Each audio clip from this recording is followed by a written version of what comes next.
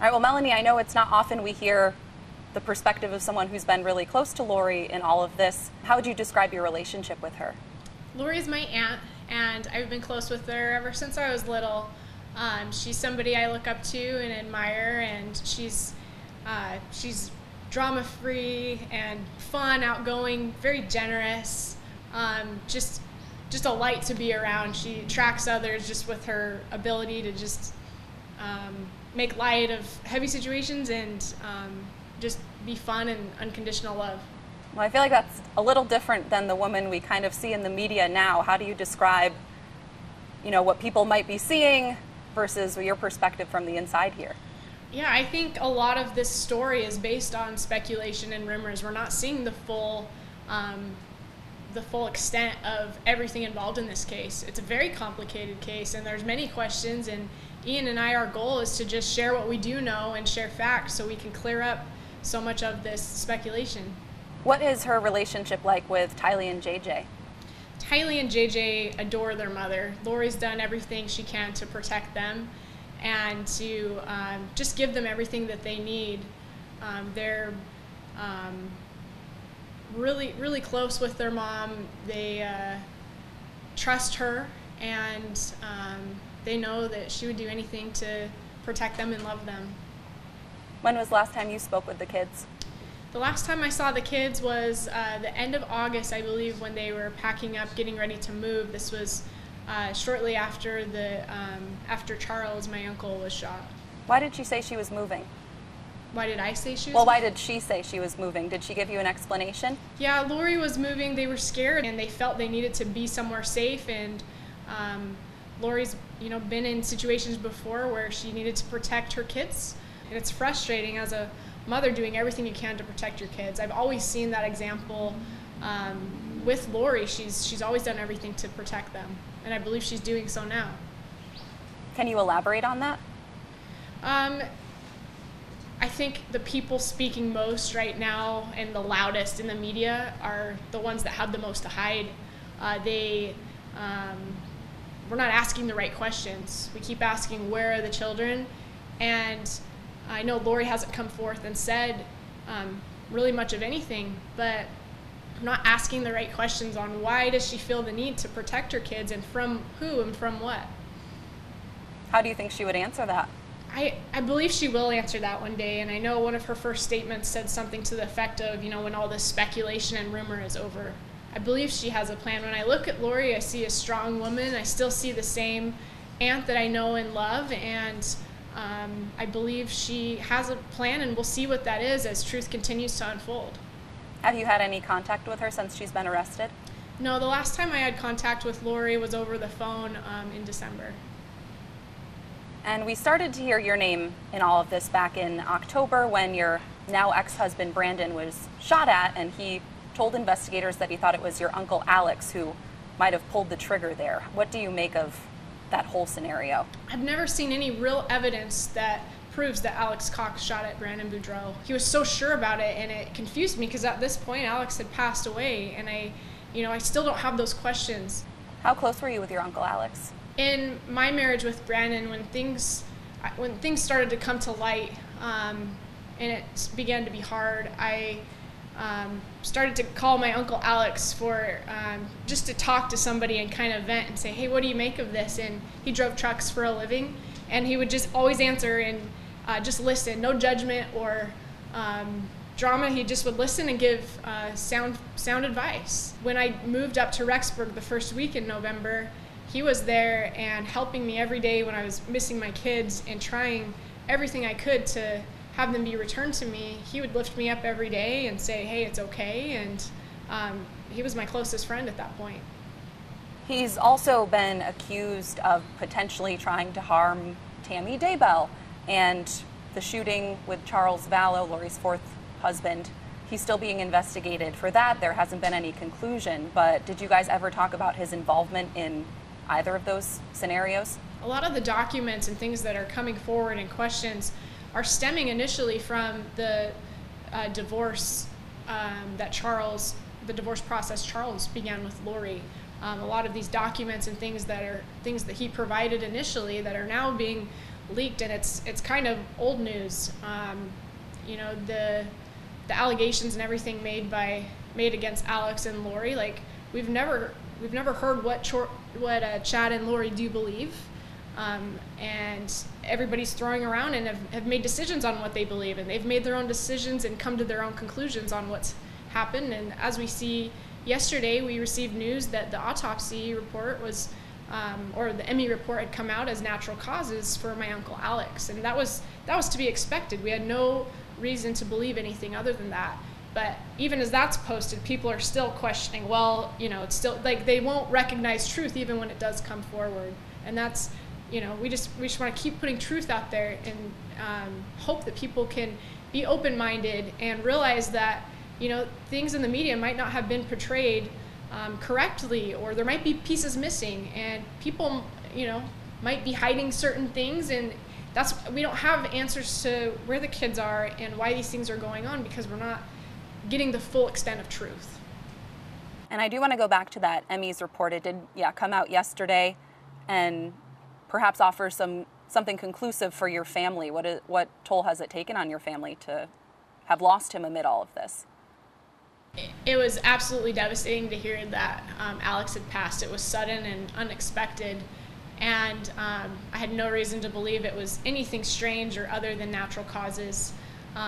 But his wife, Zulema, not being able to mourn and grieve over this loss, because everything has turned into a whole investigation. She hasn't had that time to be able to heal, and our family hasn't been able to heal and move on and kind of have that closure and comfort of knowing that. So yesterday it wasn't unexpected to finally have, you know, these results. We absolutely had no reason to believe otherwise, but it was absolutely a comfort of, you know, finally things are moving forward. And you know, we believe everything will continue to be like this, and you know, new things will keep coming to light. Do you think he had anything to do with the kid's disappearance? I know he was in Idaho at the point they were last publicly seen.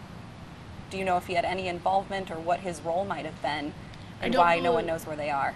I don't believe Alex had any involvement. I did have a lot of fears when you know, my apartment got broken into, and by the police knocking down my door, taking things and looking for JJ, and then Chad and Lori left to Hawaii shortly after. I didn't have anybody to answer those questions, and I had every fear and doubt and worry, and I got a disturbing phone call from one of Lori's old friends who told me basically, you know, all this has happened, it's Alex and Lori's fault. And you know, as being newly married to Ian, I'm kind of dumping on him because I don't have these answers. I don't know what's going on. I did for a while just kind of live in fear and doubt that these things could be true, but when it comes down to it, there's no facts, there's no knowledge as to Alex harming the kids or Lori harming her kids. Everything points to that she's protecting them.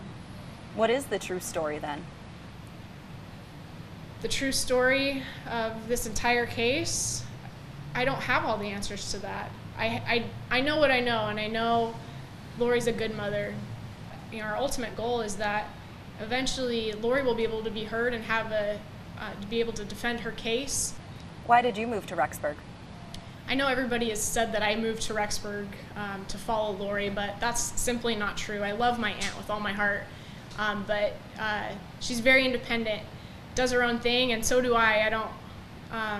I had a little sister that was up there going to school, a brother that lived a couple hours away. And when you were in Idaho, whatever, you know, you explained your reasons for going up there, what was your contact like with Lori when you were there? Lori, Alex, and I shared homes in the same apartment complex. I moved up to the first week of November, and my initial focus was I'm going to get my home ready for my kids. I took everything, all their belongings with me, despite a few items, stains on a mattress, old items that I couldn't bring along, and we were consolidating to a smaller apartment up there.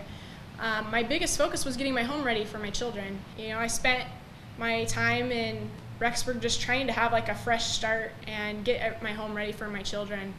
And later that month, I met Ian, and things kind of took off and got more exciting after that. before we get into it, because I know you guys met, I want to get into that story, but I do want to go back. When you were up there, I know you were dealing with stuff with your own children, but did you ever wonder why Tylee and JJ were not with Lori? Lori had told me that they were getting lots of threats, and she had to do everything she could to keep Tylee and JJ safe. I didn't understand all of those threats, but at the same time, I knew Lori knew I was heavily involved in my own case with my ex-husband, and she's very independent. She doesn't really let people help her. She doesn't really, she helps everybody around her, but you know, those questions weren't answered for me. She was just told me that she was doing everything she could to protect JJ and Tylee. Did you ask her specifically where they were? Initially, I think this was before November, but she had said that when they moved down to Idaho that Tylee would go to school or you know, stay with friends and be in between, and she had a plan for JJ to put him in a good school and to have a nanny for him, and she was setting everything up for them. In her home, she had all of their things and, you know, rooms individualized for each of them. I had no reason to believe that any harm had been done to the children. Lori, you know, had her plan, and I trusted that. What explanation did she give, though, for why they were not there? If I would go over to her home and I didn't see them there early in November, sometimes Tylee was out with friends, which wasn't uncommon. She's a teenager that was not home a whole lot. She spent a lot of time with her friends. She's very social. And if I didn't see JJ, she would tell me he's either, you know, he's with a friend or he's, you know, has a nanny for him, and he required a lot of like therapy and time with his special needs. And so I didn't have any reason to think that something was wrong, and I knew she was doing everything she could to kind of stay low and not tell people, you know, where they were at. And I do want to fast forward a little bit back to November. You get to Idaho. You guys eventually meet and then very quickly marry. What went into that? So I guess the reason we get married is when I first met Melani, there were things that she was able to understand about the struggles that I had gone through with my divorce and in my life within, you know, over the past, you know, 8 months, 9 months. And there were things I was able to understand about her. We felt like we had a lot in common, in that we had a lot of the same thought processes and attitudes about things. There was just something clicked very quickly. I invited, what really got it going for me, I guess, the idea that I wanted to marry her was when I invited her to come to Arizona for Thanksgiving with my family. So I drove down from Idaho with my kids. She was on her way down to take care of, you know, to wrap up her business with her old house that she'd moved out of. And I invited her over to be with my family. She didn't have anybody to be with for Thanksgiving. And so I invited her, I asked her, and she, you know, she said, she thought about it for a bit, and she said, yeah, I'd love to. And so when she got there, my kids fell in love with her. And that's what really got it for me. My daughter is, you know, generally a pretty shy person. My son, he's a little bit more rambunctious and energetic. But something about her, you know, attracted them. They loved interacting with her. You know, my daughter wanted to show her drawings, her you know, wrote her notes. You know, she wrote her this beautiful letter, you know, all on her own. So I've got a 9-year-old son and a 7-year-old girl. So my daughter writes her this letter over Christmas, you know, after she's gotten to know her a little bit, tells her, you know, how beautiful she is. She's the best mom ever. She's got pretty white hair. She's just, you know, overjoyed that she's got Melani in her life. But that initial meeting at Thanksgiving and those few days that followed and seeing how she interacted with the kids that kind of sealed the deal for me. You know, I already kind of had the idea, you know, with how we wanted to move forward in our lives, that, you know, this is somebody that I would like to be with. But seeing her with my kids was what really sealed it for me. And at that time, did you have any idea of the kind of ongoing history with Lori and some of that past, or were you aware of any of that when you guys got married? I remember Melani talking about family drama, and you know, it all happened, you know, it all was condensed. And so I didn't really think much of it. You know, I've had, you know, everybody's got family drama. You know, I had, you know, a distant cousin who was cooking meth in his garage. You know, there's just crazy things that happen. and you don't really think much of it. So when you hear somebody say, well, this person accused me of trying to kill them, or this guy died for this reason, I mean, I guess it kind of sounds crazy to just not give it a second thought. But, I know that people have crazy things happen in their lives. And so I didn't really think much of it.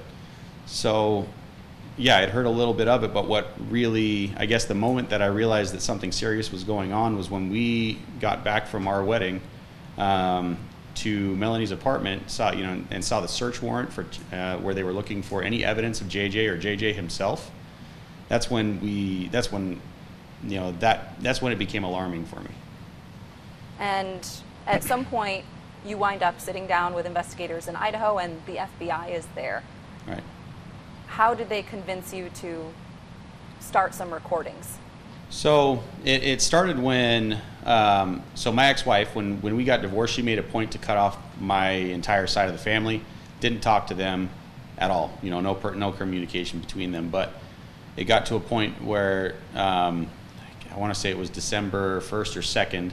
My mom calls me while I'm at work one day and says, I just got off a FaceTime phone call with your ex-wife. And she said, Melanie's in a cult, that Lori's in a cult, Chad's in a cult. There's, they murdered somebody back in July, and that they tried to kill Melanie's ex-husband. And I'm going, what is going on? And so I reach out to my ex-wife, asking where she's heard this. She names Brandon and one of Brandon's business partners as people who are giving her this information.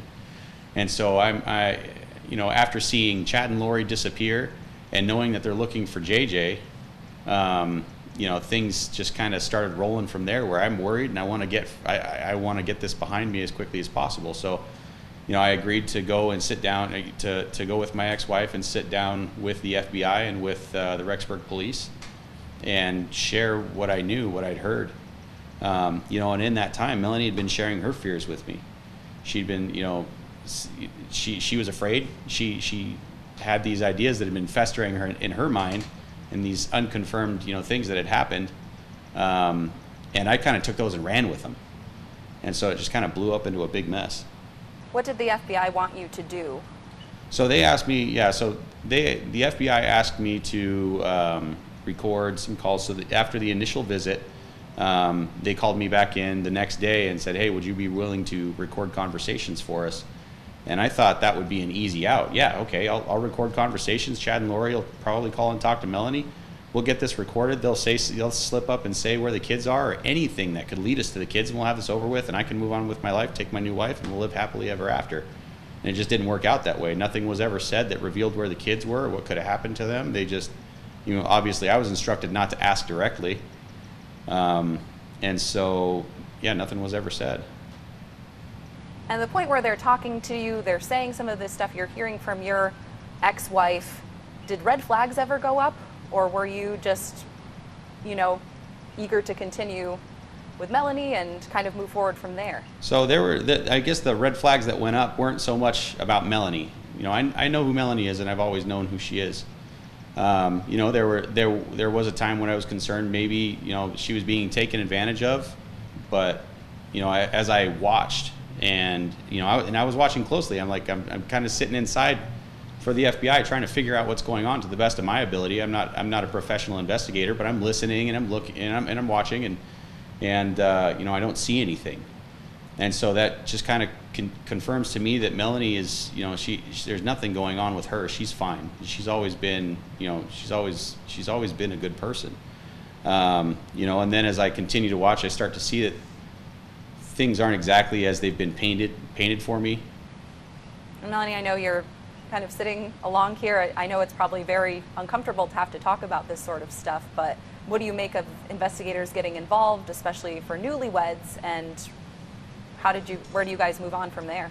I think this entire case is uncomfortable. There's been death in our family and missing kids, and it's hard, and we're doing the best we can to just come forward and share what we do know, because we have hopes to have our own children returned to us justly, and Tylee and JJ returned safely. This investigation that, in December, as we're newly married, and I'm terrified as for a while I didn't have contact with Lori and Chad. They took off, and I didn't know what to think, and Tylee and JJ are missing, and Rexburg police are, in my business and in my new marriage, and I don't hold any resentment for what Ian did. I know he acted in fear, and it was a scary time for all of us.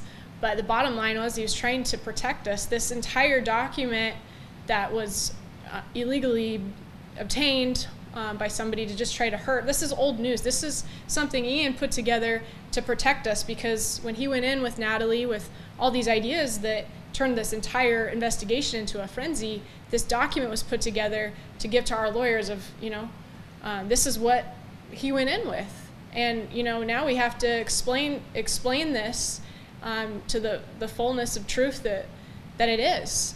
And, in its entirety, if you read the entire thing, it ends up, there wasn't any facts to this. These were fears, these were worries, and I didn't know my fears and worries were being recorded. And it absolutely was, I went through feeling shock and hurt. It's something we had to work through, and it was extremely hard.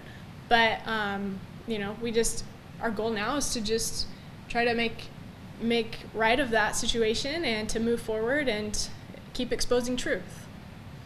And the document you guys bring up, I know it's something that the FBI does still have. It's in court records at this point. And reading it through, I know there's a lot of text in there, and some of it seems more than just fears and worries. There's talk of JJ and Tylee being zombies that might need to die, and it's really alarming to hear that. And is there any way you can explain that sort of logic, why that might come up? Yeah, so initially Charles Vallow had brought over some of these documents that are now being surfaced. This was earlier in 2019, before he passed away. He would bring these documents over to my house claiming, he found these things. And it was alarming. I didn't know how to explain some of these things, light and dark, and stats, if you will, and things about Tylee and JJ. And so I did have all these questions and trying to process and learn and what's actually going on here. And up until this wellness check right after Thanksgiving, I had no reason to doubt or fear that Lori had done something to hurt her kids. But I got a disturbing phone call from an old friend of hers who said, this is what I think happened to Tylee and JJ and all these scary things. And I immediately, I don't know what to think, because I can't talk to Chad and Lori for this time, and I don't know where Tylee and JJ are, and I'm scared, and I'm kind of, venting all of this to my new husband of, what about this? What do you think about this? And this person said this, but when it comes down to it, he was also hearing on his end, I'm in a cult and Chad and Lori are crazy. He's hearing these things from our exes who are working together to, kind of drive a wedge in between us. And between all of it, December was just, it was really tough. There was a lot of things being thrown around, and these things in the document were the things that were given to at the FBI and Rexburg police in December. And it's kind of, I think it's to continue confusing this case and mix it up with speculation and rumor by these documents now being leaked and released, because it brings the public to have more questions and more reason to believe these crazy things. And unfortunately, the truth isn't as exciting as all these crazy things. So we keep feeding them, and this is what people want. But our goal is to just say, hey, here's the facts, here's the truth, and take it as you will. But most people have, unfortunately, just made up their minds. And, all we can do is speak truth. That's our goal. Well, where did the ideas of light, dark, and zombies even come from? The initial light, dark, when I saw it, was this document Charles brought over to our home when he was kind of being aggressive towards Lori. And I didn't understand what that meant. There was some, in this document circulating around, but it says something to the extent of that JJ's so many points light and Tylee's so many points dark. And, other family names on there. And I'm, trying to process, what does that mean? In our faith of the Church of Jesus Christ of Latter-day Saints, it talks a lot of, and just in the scriptures in general, and in the Bible, it talks about light versus dark. And as you increase in positivity in your life and try to become like our Savior, you increase in light. And as you are not listening to, listening to more negative things or inviting negative things into your life, It's, it's less light, and that's kind of how I explain it and understand it to my knowledge. And some of the terminology in this document, you talk about zombies. That was, another fear that was, told to me on this disturbing phone call right after the welfare check, that, Lori believed her kids were zombies, and, I think something happened to them. It's terrifying to hear that, because I can't have those answers, or those questions answered. But when it comes down to it, I know Lori, and I know the persecution that she's been through, and that she's been trying to be a good mother. I don't know where the kids are, but I know she's done everything she can to protect them, and she'll continue to do so until she's able to defend her case, and then we'll have those questions answered. A lot of people have a lot of questions. I think it's fair to have questions regardless of, how these documents are coming to light, but some of this talk with light, dark, especially the more radicalized zombie thoughts, have been tied to some of the beliefs of Chad Daybell. Do you know anything about his beliefs, or what is your relationship like with him? Chad and Lori have never come forward and said what their beliefs are. The beliefs that we're speculating come from a divorce, a very heated divorce agreement, or the papers that Charles initially started filing, making all sorts of false claims. But the bottom line is, we don't know what Chad and Lori believe. They haven't come forward and said that. Everybody has already decided for them what they do and don't believe. But as far as Chad and Lori and my experience being around them, they're always have been active members of the Church of Jesus Christ of Latter-day Saints, and they've always encouraged me to go to the temple and learn and pray and read my scriptures more and follow our prophet, President Russell M. Nelson. How well did you know Chad? I know they maybe had met and developed a relationship over the past year and a half or so, but they got married pretty quickly, especially soon after both of their spouses had passed. How well did she know him, and how well did you guys know him? I don't know the first time when Lori met Chad. I met Chad initially in the fall of 2018, and he was selling his books, and I met him, and he's a very quiet and humble guy that just seemed kind of kept to himself, and I had no reason to think anything other than he's just trying to sell his books and just be a good person. And Lori and Chad had a friendship, and I don't know when they initially met. I think they shared some spiritual beliefs, or would talk about it with his books or ideas in his books.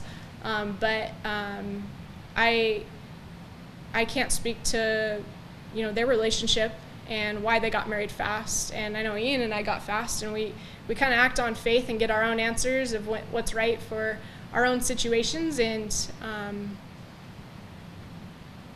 Chad and Lori get married quickly. They're in Hawaii. At this point, there's no sign of the kids with them or the kids around them. What do you make of her actions? It's hard, because you don't have those answers. And you wonder, and you have everybody in your ear telling you this happened, and their fears and worries. And it comes down to just the people that I know and believe them to be, and that they would have no reason or motive to do anything but protect Tylee and JJ. Seeing them in Hawaii was, after they'd disappeared at the end of November, it didn't answer a lot of my questions. And still I have so many questions that I have that haven't been answered. But I know Lori is a strong woman of faith, and I know she's done everything to protect her kids. I can't speak to Chad and Lori's beliefs, and one day I think they can come forward and share what they actually believe, so that everybody can stop speaking for them. But I believe they're doing everything they can to protect their children. Why do you think they're not speaking out now? I don't know if anyone's listening. There's a lot of distraction and deflection, and Lori hasn't really been given a fair opportunity to come forward and defend her own case. As we see, her own phone calls were being recorded with her lawyer while she's in jail. Like, she hasn't been given a fair opportunity to really fight her case yet, and COVID kind of is extending everything. I hope we have those answers soon and that things can continue to move forward, as it will also with our own custody cases. Especially now that she is in jail, she's not in a position to be watching over her children. And the whole reason she's in jail is because she failed to produce them for a court. Why do you think she isn't saying anything and is willing to be in jail without giving answers to investigators that could seemingly clear something like this up? I can't speak as to why Lori's making the decisions she's making or why she's not saying where her children are. I don't have those answers, and I just want a fair and just trial for her without any prejudgment and all the speculation and rumor. I just want to see this process, work out, and for, that truth to eventually come forward, because we don't have those answers, and I can't speak for her as to why she's doing the things she's doing. What is it like being, a very close relative of hers and a confidant? What is it like for you to see her in this position? It's hard to see all of the persecution and lies going around on the media. A lot of it is not truth, and it's hard to see people scrutinize her, and I'm experiencing it myself, where people have said all manner of things to make their own speculation on this whole entire case. It hasn't been a fair process. I think the media has played so much into what's happening in her own case, and I just want to see a fair process for her, as I do our own custody cases. I don't think it should be affected by speculation and rumor, and we're trying to just get the facts out there. And Lori, again, is in jail because she defied a court order out of Idaho to produce her children. Why do you think she either can't or won't comply with that? I don't have those answers. I know, she's the sole provider for her children. I don't have answers as to why everything's going the way it is. I think the best thing we can do is just tell you what we do know and, share the truth that we do have so that this case can continue to unfold. And again, looking from the outside in, as you said, there's been a lot of media attention, and for Lori, a lot of the time the optics don't look good. Why stick up for her and why speak out on her behalf? I don't feel the need to defend Lori. I know the truth about Lori and who she is. I don't have answers as to everything on her case. I just want to share the truth about things and clear up all the speculation and rumors so that people can have the ability to have another side and realize it may not be what it looks like. I know you've given few interviews at this point now, but you think that the kids are safe. How can you believe that when there's so many investigators involved and there's been no sign of the children, at least, in a public eye, for about 8 months at this point? What makes you think that they're safe and that, Lori might not be involved in what could have happened to them? I spent most of December living in a state of mind where I listened to all the voices around me of fear and lies and confusion, and it simply comes back to I have to stick to what I do know, and I have to stick to truth, and the things don't add up that are being thrown around. It's not who Lori is. I don't see a motive for all these accusations being thrown around, and Lori has a history of, unfortunately, not being able to trust the court system and authorities, and I don't have answers as to why she's continuing to do the things that she's doing, but I know the person that she is. I know that she loves her children with all her heart, and I know she'll do anything to protect them, and I just want to see this process play out with her, and then have those answers. Do you think the kids are safe right now? I hope and believe that Tylee and JJ are being protected and safe. I don't know exactly from what and from who, and I don't have those answers, but I would rather live with hope and faith and belief in what feels right, other than listening to all the millions of things that could have happened and in a state of fear and worry to where there's no facts and evidence to. Why do you believe that Lori wouldn't harm them? Lori there's no evidence of anything in her life that she's done other than protect Tylee and JJ. She would have no reason to harm her children. And the thought that she and Chad and even you, there's been some accusations that are all involved in a cult. Is there any truth to that? There's no truth in that there's a cult. Lori's my family. Chad married into my family. Alex is my uncle. Zulema married into my family. These are people I love. I can't speak to what each of their beliefs are, but my beliefs are consistent with the Church of Jesus Christ of Latter-day Saints. You just said you can't speak to some of their beliefs, but some of these more radical thoughts, again, are circulating what Chad and Lori believe and perhaps might have bearing on why the kids are missing at this point in time. Do you know anything about a more radicalized version of what they might be believing or what might be guiding them down this path at this point? I can't speak to what Chad and Lori believe, and I hope one day they get to come forward and share what their actual beliefs are so that we can stop guessing and trying to put pieces together and almost, charge them with criminal activity to what we think they believe in. There's simply no facts or evidence to it, and Lori or Chad have not given me any reason to believe that they would do anything to harm Tylee or JJ. Not having any contact with Tylee and JJ, are you worried for how they might be or where they might be?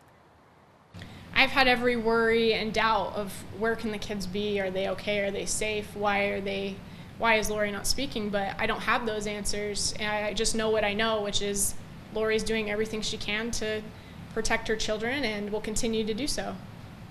If you could talk to her right now, what would you tell her? If I could speak to Lori, I would just tell her that I love her, and it's always an unconditional love. There's no prejudgment. It looks really bad, this whole situation, and I've experienced it myself. Everybody thinks the worst of me and Ian, of our entire family, because these continuous lies keep coming out. But you have to stick with truth and what you do know.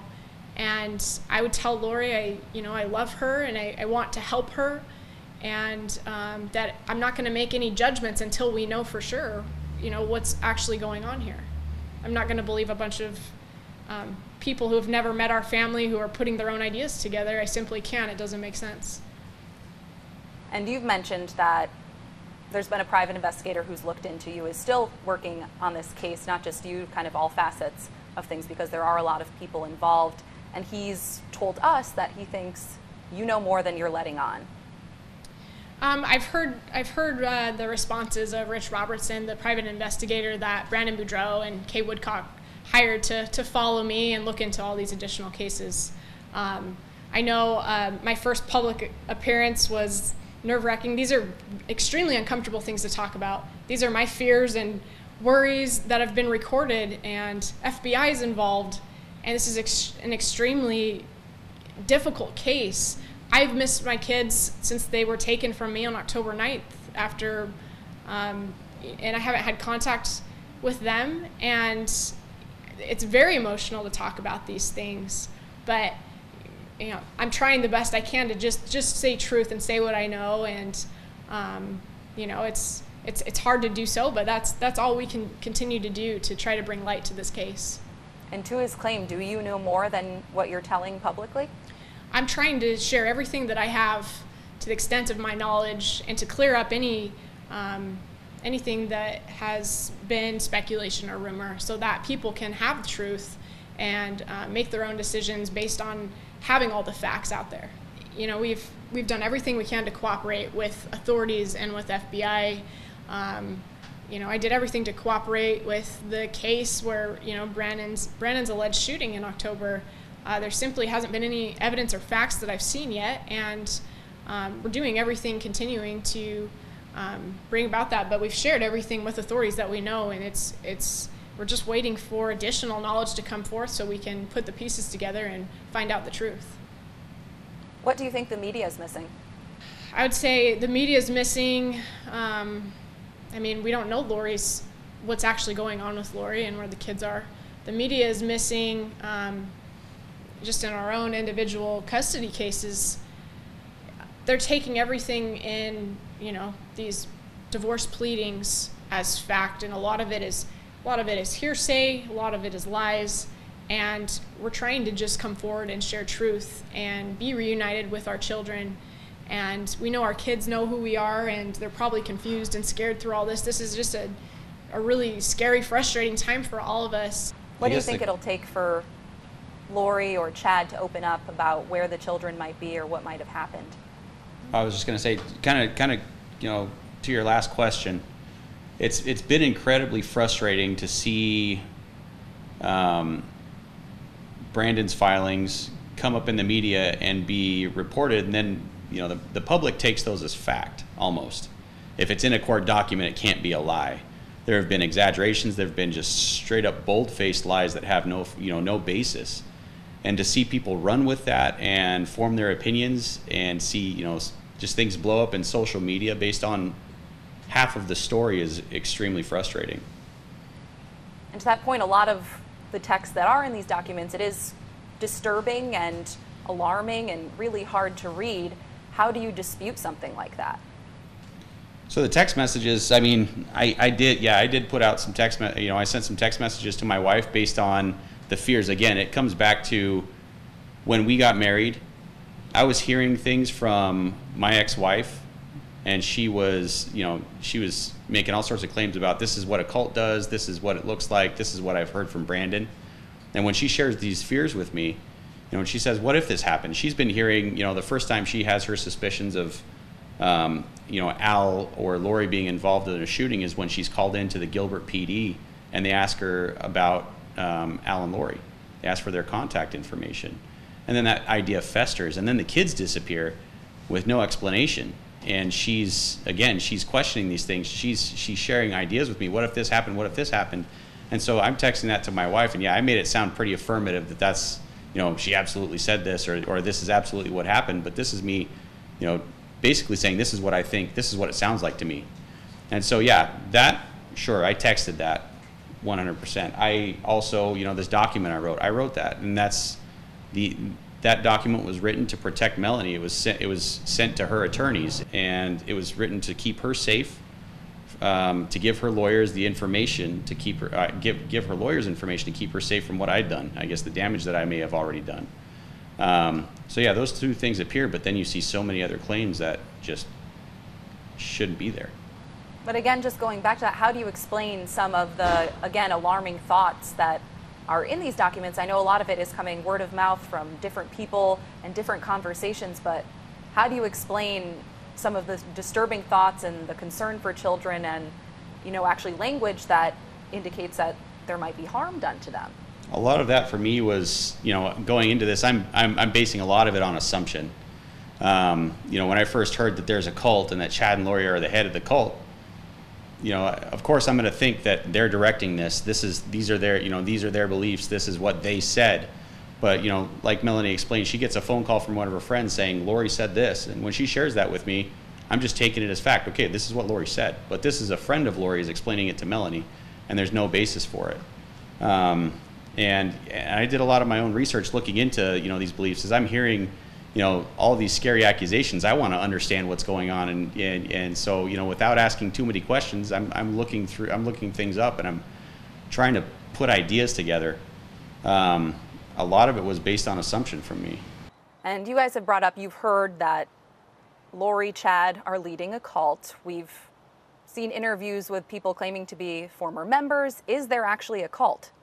There's no cult that I'm aware of. I'm sure there's radical cults. I've heard of them. Some of the people I've seen being interviewed, I don't know that Chad or Lori know some of these people even. I think there's probably cults out there. This is not a cult.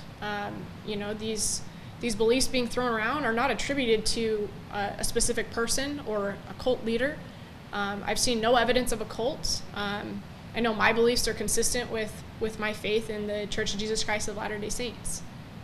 And how would you explain some of the secrecy that is surrounding secrecy, and also just, we haven't been able to hear directly from Chad or Lori surrounding what they might be believing and what bearing it has on? I would imagine that, in order for the case to move forward uncontaminated, they've probably been advised just to keep quiet for now and just let things play out in the courtroom.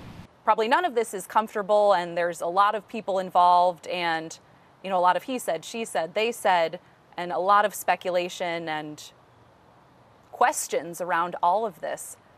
Is there anything else you want people to know?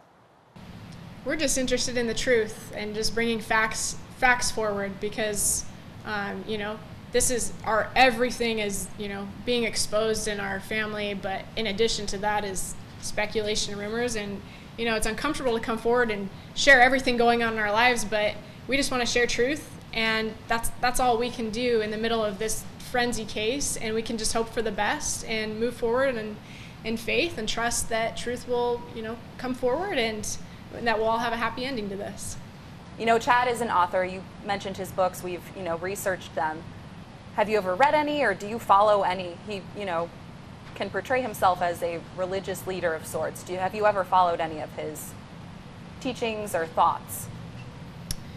Chad Daybell writes a series of fictional books based on what the end of days could look like, or the second coming of Jesus Christ, as we like to say in our faith of the Church of Jesus Christ of Latter-day Saints. His ideas and beliefs I can't speak to. I just know him as he married into our family and married Lori. He's always been somebody that's been kind and humble and genuine to me, and I've always appreciated him for that authenticity. Do you know if Chad ever met JJ or Tylee? I don't know that. Have you ever had conversations with him about the children? I don't believe I have. What was your last conversation with Lori like? My last conversation with Lori, I think we're all in the middle of this mess of, we don't know where they're at, we don't know where the kids are at.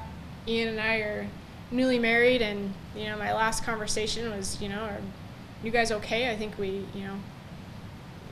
just, Lori's a strong woman of faith, and she's always encouraged me to do so, and she's somebody I look to because of that. But I think, we're all going through a hard time, and we're just trying to pick each other up through it.